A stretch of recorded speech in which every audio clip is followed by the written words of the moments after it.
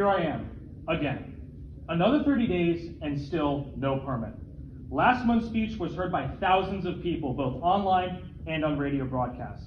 I received an outpouring of support from my fellow New Jersey residents, including many freeholders and even New Jersey law enforcement officers, all of which made me realize that my situation is unfortunately not unique. This is the tyranny that every aspiring gun owner faces in this state. I thought speaking out publicly once would have been enough to motivate you to get it together and figure it out. If you think I'm going to go away without my permit, you're wrong. So let's pick up where we left off. Just 3 short days after last month's city council meeting, February 26th, I received a phone call from Chief Bauman. The first time I've heard from the police chief over 90 days into what's supposed to be a 30-day process. He stated my permit was approved. He reviewed everything in my file, which included a self-disclosure as part of the FARSAP questionnaire that over 4 years ago, I took Prozac prescribed by a psychiatrist for less than 3 months. That was it. He stated on the phone something to the effect of, because the phone calls weren't recorded, I'm not going to quote it, clearly you were never committed and there were never any issues. The detective and I were originally leading on requesting a note, but decided it wasn't needed at all for this. I'll call you back in a few days when you can pick up your permit when it's ready. As part of this phone call, I also pressed him on multiple questions about the permit process and FTPD's failure to follow the law and keep me updated. He offered the same excuse for each question. I don't know, that's just how we've done it. That is what the detective does. So rather than taking accountability for the obvious failures of internal management, Chief Bauman instead decides to deflect blame and not take responsibility. But whatever, I don't care anymore. I'm gonna get my permit, right? Wrong. About a week later, I get a call back from Chief Bauman. He called me and told me that he was rescinding my FID permit acceptance and now requiring me to get evaluated by a psychologist. Immediately, I pushed back on this. I stand my ground and state, you said I was good to go. He then cut me off and told me this wasn't an argument, his main concern that I was now a danger to myself. The phone call ends. Why the flip-flop? To my knowledge, Chief Bauman had no different information from when he initially approved my permit to when he rescinded it. I was not provided any explanation and left to guess on my own. I have many theories as to what happened, but I won't get into hypotheticals here.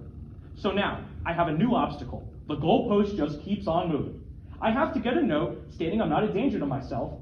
I immediately pick up the phone and dial every psychologist within a 5-mile radius. I kid you not, every single one had a wait list.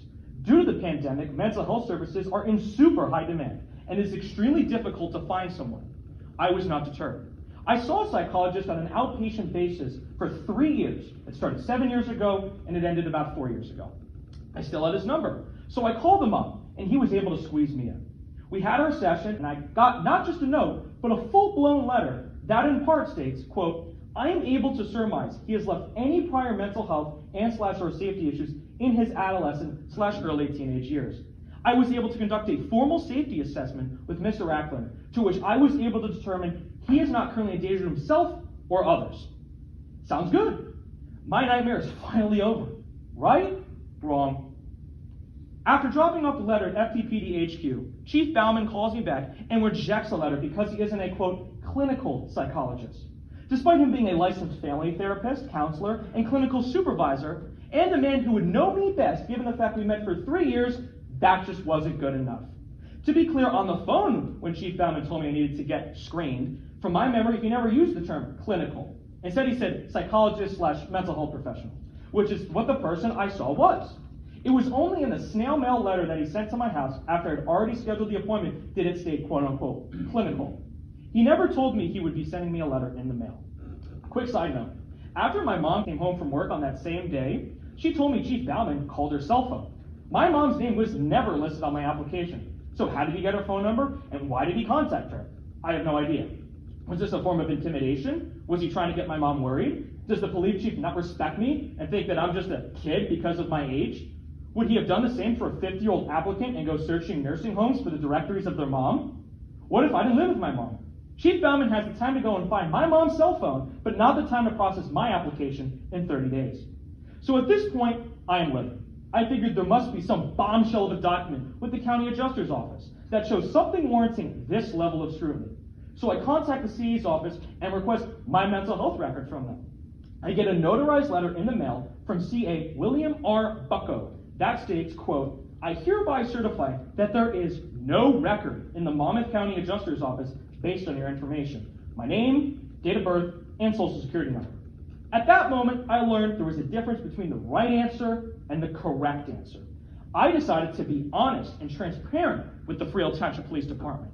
I voluntarily disclosed the fact I sought outpatient treatment and was briefly prescribed medication in the FARS questionnaire, the technically correct answer.